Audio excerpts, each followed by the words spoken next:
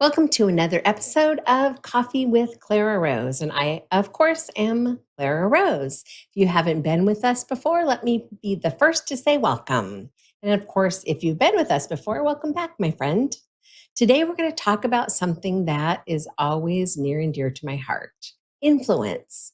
You might say, that's an interesting topic, but influence is just a part of our lives. Of course, everywhere we look, we see people who are influencers, or maybe we should give them some air quotes for influencers, people who are out there making a difference or at least making their voice known and heard, and they're after influence. So let's talk about today about influence, what influence is, the different styles of influence, which might surprise you, and then some easy ways that you can cultivate influence for yourself. Let's start by defining influence. What is influence? Influence is, excuse me, I have a frog. Influence is, I'm going to read this so I get it exactly right: the capacity of power of persons or things to be a compelling force or produce effects on the actions, behavior, opinions, etc. of others. But what that really says is that capacity to affect change. That's what influence really is. It's about being able to convince other people of something. And maybe it's just your own perspective, maybe it's your own way of looking at things, but being able to influence others is getting them to see it the same way, right? So it's just the capacity to affect change in the world around you. Of course, I have a savvy tip for you because I always have lots of tips for you, but I think this one's important. And this is it: influence matters, right? Influence matters. You can change the world with influence, good or bad. Maybe that's a good thing, maybe that's a bad thing. What it is not is it's not manipulation. Right? The power to affect change is not about manipulating others. And manipulating others is to change a behavior or perception of others through indirect, deceptive, or underhanded tactics. So we're not saying to do things just for the sake of influence. Influence is powerful. Influence is important in our business, ministry, cause, or brand. How we interact with the world, influence does make a difference. But if we use it for evil, then bad things can happen. So, my savvy tip there, of course, is that influence can be powerful. So, be careful how you wield it.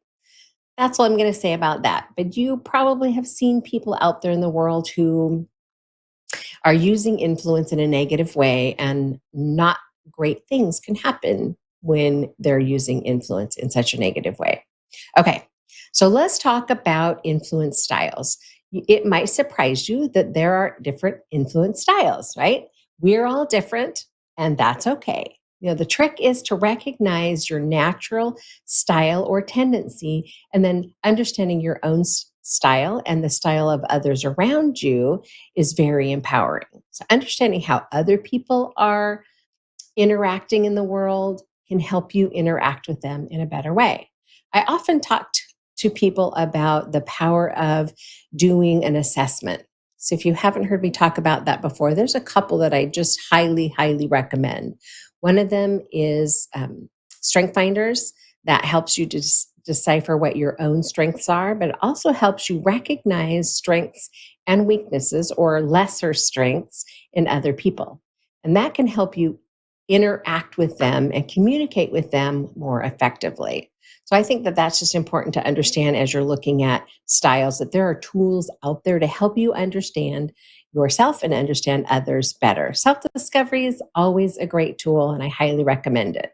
Aside from Strength Finders, there's a number of tests out there, assessments, I guess is what they're really called, like DISC, or gosh, there's a number of them. I've probably done them all just because I'm so fascinated by the results that I get back. When I look at them and think, wow, this is true. This is true about me, something I maybe didn't know.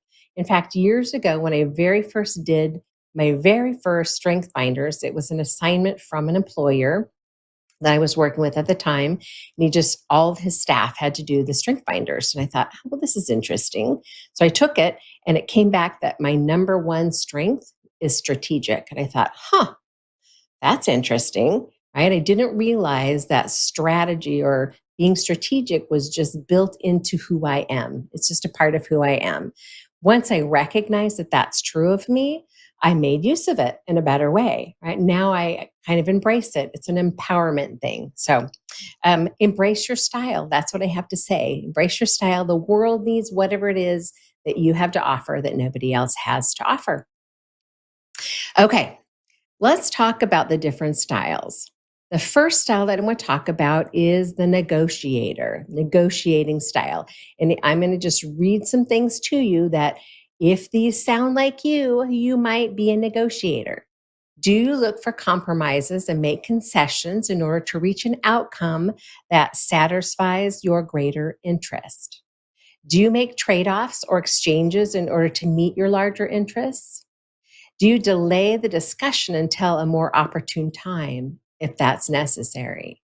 If these things are true about you, you may well have a negotiating style. So, negotiators are really valuable people, especially in the sales world. So if you're selling something, you have a natural negotiating tendency, that might give you an edge. Not that you couldn't sell things if you weren't a natural negotiator, but I'm just saying that could give you an edge. Bridging. So, bridging is the next one. And I think this is an interesting one. And a lot of people that I know fall into this category. Do you attempt to influence outcomes by uniting or connecting with others? Do you rely on reciprocity, engaging superior support, consultation, building coalitions, and using personal relationships to get people to agree with your position? These are people who are connectors. They're bridging the gap, if you will, between people, ideas, or things. This sounds like you. You are a bridging influencer. Asserting is the next one. So if you're an asserting, or maybe assertive might be a good word to use for that, this is true of you. Do you rely on your personal confidence, rules, law, and authority to influence others? Do you insist that your ideas are heard and considered even when others disagree? Do you challenge the ideas of others when they don't agree with yours? And do you debate with or pressure others to get them to see your point of view? If so, you might be assertive. You might be an asserting influence style. Now, some people might look at that and think, oh, if you're debating, you're pressuring other people, that's a negative thing. But that's not necessarily true. Assertive people just tend to have strong opinions, and they're debating, or they're what might feel like pressuring to others is really just them trying to get their point across. They want to be heard. They have a need to be heard, and they have their own set of guiding principles, rules, authority, laws, whatever you want to call them, that they believe in strongly. And they're just trying to let the world know that that's how they believe, that's how they feel, and it comes across as very assertive. It can be intimidating to some, but understanding when you're on the other side of the equation that someone just has an assertive influence style can help you better understand and better communicate with them. Okay, rationalizing. So here's an interesting one, I think. Do you use logic, facts, and reasoning to present your ideas? Do you leverage your facts, logic, expertise, and experience to persuade others? So these are those people that are going to come to the table with all sorts of data to back them up. They might have a spreadsheet that shows, why why you should do something or why you should believe a certain way. This is a great person to have in your corner when you are building a business. Somebody who can come with the facts and say, here's why this is going to work, and here's why it's going to work in this way. So if you are a rationalizing person or rationalizing influence style, just know that you have an edge when it comes to making your case. You naturally tend to look for statistics and information that's going to back up your point of view. I think those are strong reasons to have a rationalizing person in your group. Now, if you're a one man show, I think understanding all of the styles is important because then you understand how to work with everybody, regardless of what their influence style is. Doesn't necessarily mean you have to have them all in your business. But if you have a business that has employees, look for people who fit into each of these categories. They will help round out your business and make you maybe a little more frustrated when you're trying to agree on things, but it'll definitely make you more well rounded as a business. Okay, inspiring. These are the people that we all love. Do you encourage others toward your position by communicating a sense of shared mission and exciting possibility? Do you use inspirational appeals, stories, and metaphors to encourage a shared sense of purpose? The inspiring people, I get a lot of them in my business as an editor and publisher. I get a lot of inspirers, right? They have motivational things to say. I get lots of speakers and motivational speakers and people who are trying to make a difference in the world. And they are often those people who encourage using communication. And they often have shared missions. Anybody who owns a nonprofit, all those kinds of things, there's a mission involved. And those people are just fun to be around. I'm always encouraged by the passion that they have for what they do. And they are certainly not shy about sharing it because they want you to get on board and be a part of the fun as well, a part of the journey. And absolutely, I fall into that category to a certain extent. As a matter of fact, I think that 75% probably of my clients fall into that category. I do have a fair number of people who, of course, are building a chiropractic business, or they're building a therapy clinic, or they're building, some professional industry, some professional business. Those people definitely can lean towards the data driven people, or they can lean towards one of the other negotiating or other influence styles. But I'm just fortunate to work in an industry where I'm surrounded by the inspiring people for the most part, and I certainly enjoy them. One of the things that happens regularly in the Savvy Author membership, which I'm going to talk about next because this is a very exciting week for us, but one of the things that happens there is community. And in that community, I often am encouraged to see how the different people that come from different influence styles, how they will work hard to communicate effectively with each other by understanding that we all come with different perspectives. Super fun to watch them come up with collaborations with people that are like them, but people that are not like them as well. Okay, so I promised you this at the very beginning. So we want to talk about the 10 easy ways that you can cultivate influence. So we all want to know, how do we cultivate influence in our own business, ministry, cause, or brand? Okay, here's 10 ways that you can do that. Empower others to succeed. When we empower others, a couple of things happen. One, we don't have all the responsibility for ourselves for making things happen. You give other people the power to make things happen for themselves. Plus, they can learn to bloom on their own when you give them the power to do so. So find ways to empower others to succeed. Encourage them to dream. I see this all too often in industries that are kind of outside of my industry, but the dreaming is gone. I actually belong to a membership that the leader talks often about. Don't forget to dream. Dream big. Dream what the possibility could be.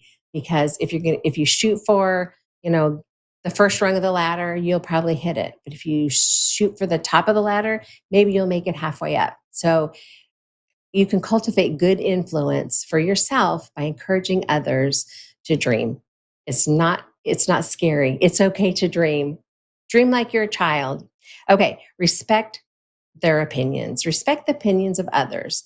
It doesn't mean that you have to agree with others, right? We often don't agree with other people, but you can still listen to them. You can still respect what it is that they have to say.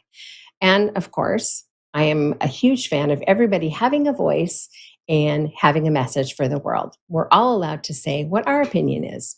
Okay, be a leader worth following.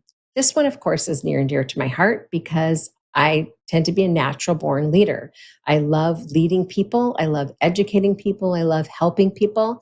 But it's always super important to me that I'm a leader that people find worthy of following, right? We don't follow people that are ugly people, that are mean people, that are nasty people, right? We don't, unless we're that person, I suppose, then you do. But I'm just saying, if you want people to follow you, if you're building a community or a tribe of people, be somebody worth following. Take the high road, be that positive person, be the person making a difference in the world around you, and the right people will follow you. Okay, show sympathy and compassion. This one's super easy for a lot of people, but if you are one of those people that you have a hard time being sympathetic or empathetic with others, this may be a place that you want to work on. Because when other people feel that you have compassion or sympathy or empathy for them, it makes them relax. It helps them to be more comfortable in their own skin. And that, my friend, is going to help you to cultivate influence with those people. Connect emotionally and authentically. I could preach on this one for a while. Connect emotionally, that's not the part I want to preach on. I want to preach on the authenticity. As a matter of fact, one of the books in my series, Everything Matters, is Authenticity Matters, because being authentically who you are really does matter. You can only pretend to be somebody else or somebody else for so long, and the world will find you out. You can see it in others around you. It's super easy on social media to put up a picture of what you want people to think that you are, what you want people to think about your business, right? A perception, if you will. But in time, the truth will find you out, my friend. So be authentically who you are, and you will cultivate influence with those who recognize your authenticity and want to follow you. Okay, be flexible, but not a doormat. Nobody needs to be a doormat, but everyone needs to be a little bit flexible in how they interact with their clients, their coworkers, other people in the world around them. Understand that we're all different, and a little bit of flexibility will go a long ways as you cultivate influence with the people around you. But don't become a doormat, because nobody likes to be a doormat. It doesn't feel very good. And it sets up a bad precedence for others. So if you say, it's okay to step on me, walk on me, take advantage of me, some people will do that. Be assertive, but not aggressive. It is okay to be assertive. It's okay to have an opinion, and it's okay to stand behind your opinion. It is not okay to be so aggressive that you run over the top of people, that you're not paying attention to the fact that they're people too, and they have opinions too. I'm not going to harp on that, but I'm just saying it's okay to be assertive. Please don't be aggressive. Listen to hear, not to answer. This is a big one. Too often, people will listen to what somebody else has to say, but the whole time that they're listening, they're just thinking about how they're going to answer them, right? So they're listening for the wrong reasons, right? They're listening so that they can formulate their own words and how they're going to respond. But if you listen to hear, really hear what that other person is saying, you will cultivate influence unlike most other things will do for you. People want to be heard. You want to be heard, right? I want to be heard. We all want to be heard and understood, right? If we can give people that sense that we do actually hear them, we hear what they say. And I hear this all the time. If you repeat what the person said to you back to them, it helps to clarify. What I hear you saying is, and then repeat it back to them. Of course, in a non condescending way, because we don't want them to feel like we're condescending, but we do want them to understand, I heard you. I am listening. I'm valuing what you have to say. Okay, last one. Make a difference in the world around you. If you followed me for any length of time on social media or my show, or you're one of my clients, or you follow Rosedale Publishing, maybe you're a savvy author, you have heard me say this before. Make a difference in the world around you.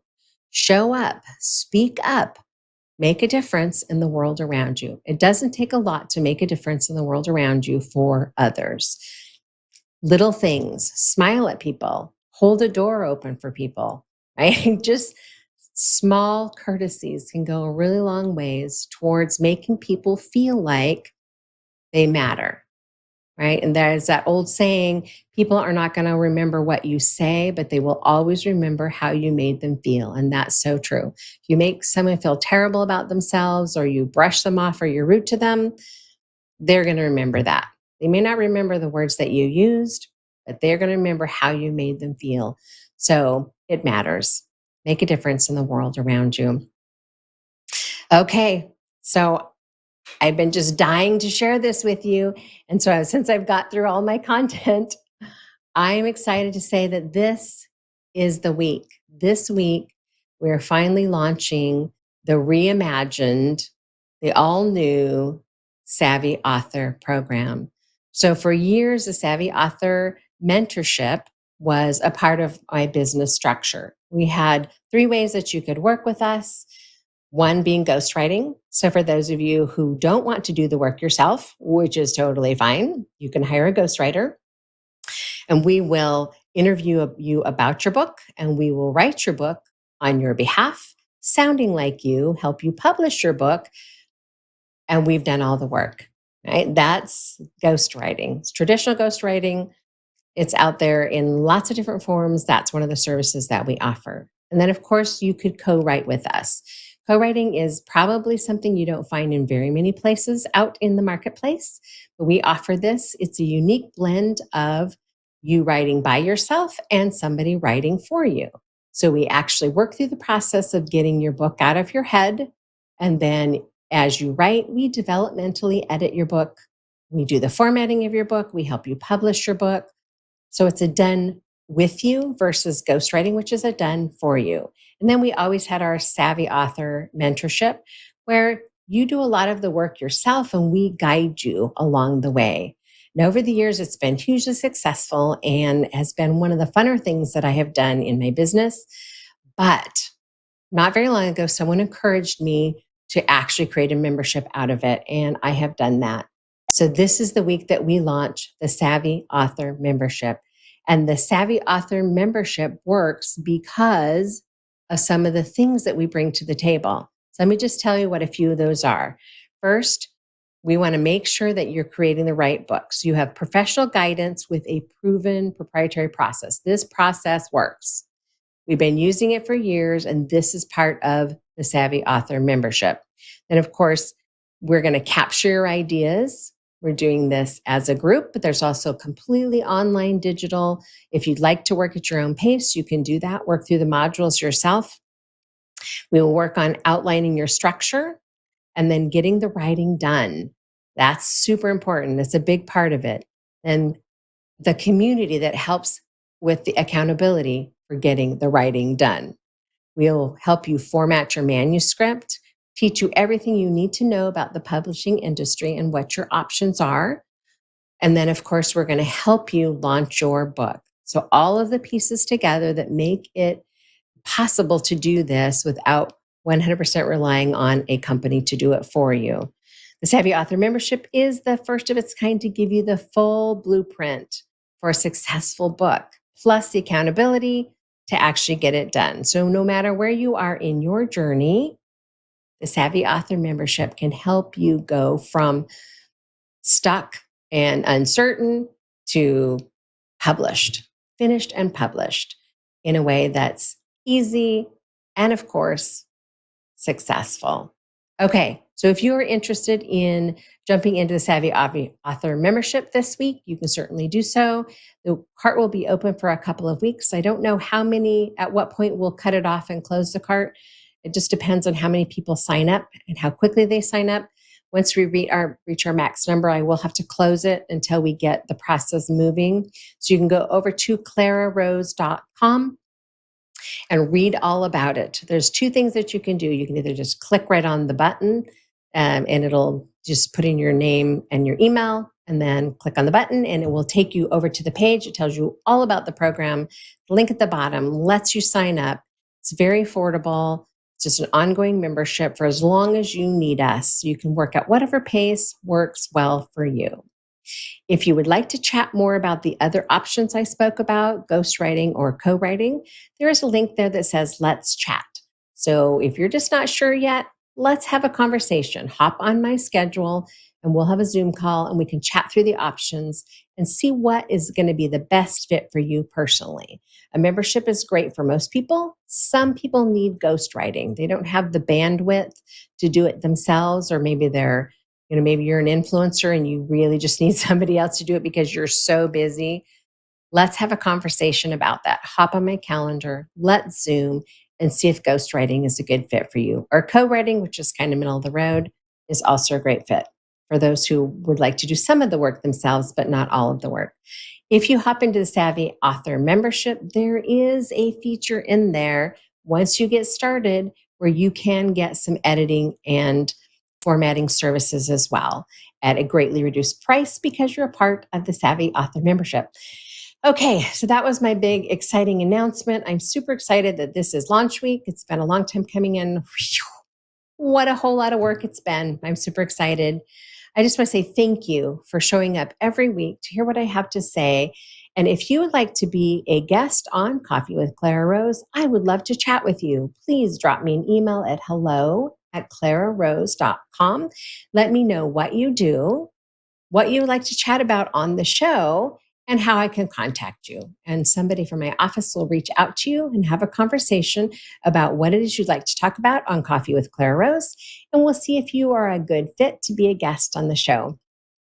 I'd like to mix it up and have guests more often than I do trainings, just because it's more fun for me. But hopefully we'll get the schedule full with both for you in the future. I am out of time, my friend. Thank you so much for showing up every week. I look forward to seeing you next week, same time, same place. Take care.